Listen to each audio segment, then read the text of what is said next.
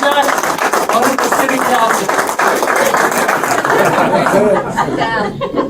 I don't know that I could even follow these speeches, but I'm going to try. I have a few things to say, but first, give them a round of applause.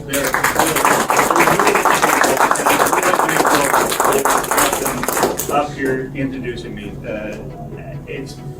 There's a real profound sense of gratitude. And I know I'm repeating something that was said Sunday, but it's true. When you're standing up here, that's what you feel. You feel gratitude because you see all these people, you hear all these words, and actually you look around because you're like, they came to talk about me. So thank you, Pete, Susan, Matt, and especially Jenny for coming out and helping me kick off this campaign. I want to say a few words about somebody else in the room, my wife, Tracy.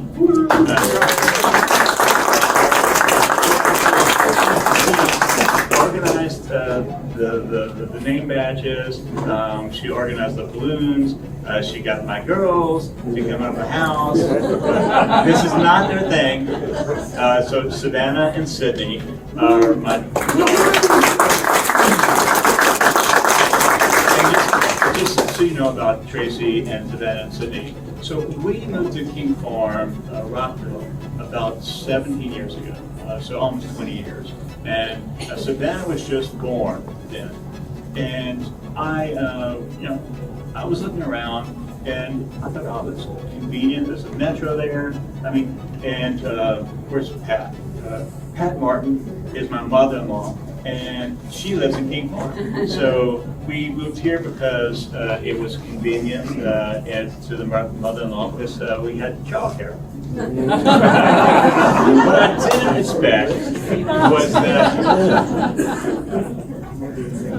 What I didn't expect was that we moved into a real community, and then we got to know the community, we got to love the community, and then we got to know the rest of Rockville. And I honestly can say that I couldn't imagine living anywhere else around the DC area.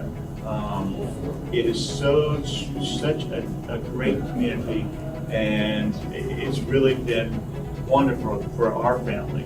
The kids they went to College Gardens and then Julius West, and now they're going to be together again at Richard Montgomery. So we're going to start and finish our journey through the Rockville schools. So that's a little bit about me. We already touched on the swim team. And Tracy and her mom are actually members of the Key Farm Garden as well, the Farmstead Garden. So we really are, rooted in and around King Farm. So about me, I have a life that is really, I was thinking about today, and it's true, it's dedicated to service of making life better for people, basically. So I have almost 30 years working in the nonprofit advocacy realm. Susan is right. I work for AROP, but I also did work for the American Cancer Society and the Lance Armstrong Foundation, which helps young people with cancer. And I actually started my career way back when with the Tennessee Medical Association. So I have a long history of working at the state, federal, and local levels, trying to impact government policy and laws to help people, whether it's raising money for the National Institutes of Health, or the National Cancer Institute, or protecting Social Security, or working on local ordinances for cleaning our air. And so that's a little bit about my professional background. But bringing it up to date, volunteer-wise, so you know about King Farm Citizens Assembly. I think you did a good job in talking about how big of an operation that is. Just to give you a perspective, we have roads, we have sidewalks, we have snow removal, we have pools, we have a community center, we have landscaping, and the list goes on and on and on. I couldn't do it by myself. I have a board that helps me. Oh, Lord. they tell me what to do. But also we have a management staff, a staff of 4 or 5 people that really do the work. So I don't want to say that it's us alone. I mean, it takes a team. And really, that's what I've learned from King Farm, is it takes a team to operate. It takes a team to get along. It takes a team to debate. You know, one person cannot do it alone. It takes a team. And so if I'm lucky enough to be elected, I'm going to work with other people on the council, with the city staff, to make it work.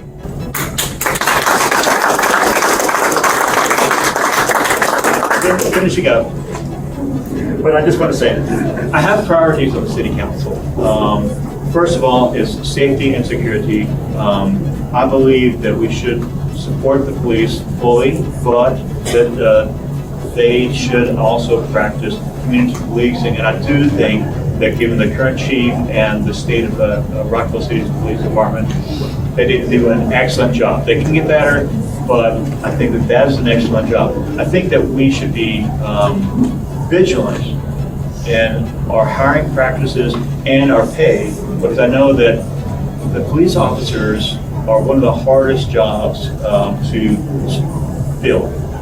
And Montgomery County and others around the region are upping their pay, they're upping their retention payments, and they're making it sweeter for people to leave. And so that's something that I feel strongly about. I've talked to other candidates about it, that we should make sure that whatever we do, we're trying to make the deal as good as we can, because our police department is really doing a good job, and we don't want that to diminish. Affordable and adequate housing. I know that I follow the conversations of Alyssa and around Rockville. So when I'm going door to door, when I'm knocking on doors, when I have events, people are always asking me about affordable housing, because in King Farm, they are raising the rents 20% this year, 10%, 50%, and that's not sustainable. And I don't know what the answer is from the short term, but the long term, I know we need to build more housing. We need to build more what's called middle housing, and we need more affordable housing. And when I'm on the council, that's going to be a #1 priority of mine, is making sure that we're building more housing, because if we can't afford to live here, and who's going to come? And that's not what we want as a city. We don't want to be a city that's stagnant. We want to grow, we want to be vibrant, and that's what I want for Rockville.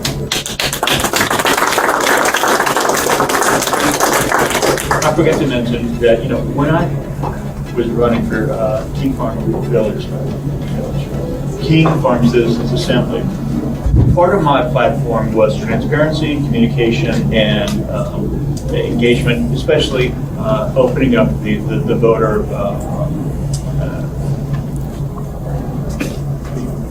process and making it easier to vote. And I think that I've done that. We've done that in King Farm. But I think that Rockville is really in our need of doing the same thing. Transparency, we talked about, they have meetings sometimes where we don't know about it, or they don't say exactly what happened. Communication, you know, we're a neighborhood in Rockville. There are somewhere along the lines of 90, I think, I forget exactly what the number is, neighborhoods around Rockville.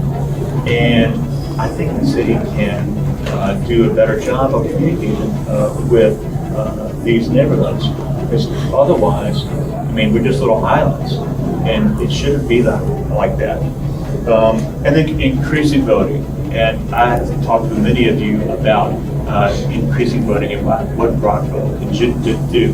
I won't go into it today, but there's a lot that Rockville can do: increase voting and increase participation in the vote and give more people the franchise to vote. And so that's also something that I want to see happen, because I know that voting is important and we just have to see that happen. So as a friend said recently, on all these issues, Rockville can do better. And I wholeheartedly agree with that. And so one final thing, and I want to bring it back around. This is really why I want to serve as your city council person. And it's about constituent service. And, you know, a couple of months ago, I got an email from a woman who said, I don't remember who to talk to. But here's my problem. I have a daughter. She's visually impaired. And we live about a block away from Safeway. And she likes or wants to walk to Safeway and back safely. But the problem is that she can't hear the buzzer on the crosswalk. I don't know who to talk to. Well, it just turned out that I had finished the pedestrian project, and I knew who to put her in touch with. So I got in touch with the city. The city came out, they met with her and then her daughter, and fixed the walk so that she could hear. Now that daughter can walk safely to Safeway and back. It's a little thing, but to her, it's big. Now she's able to be independent and walk to and from without fear of being hit by a car. That's really why I want to bring that service to the city council, because I think that is the most important thing about being a city council person, is hearing people's concerns and doing something about it.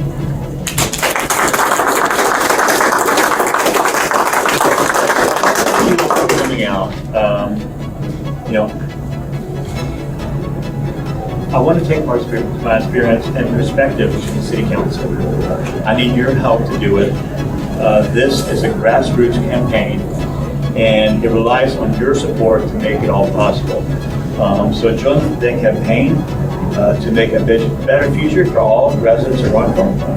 Together, we can bring about a more inclusive and equitable future for all of Rockville. So volunteer, donate, door knock, make phone calls, tell your friends, family, colleagues about our campaign. Tell them to go to votegaryjackson.com to sign up or learn more. Gather and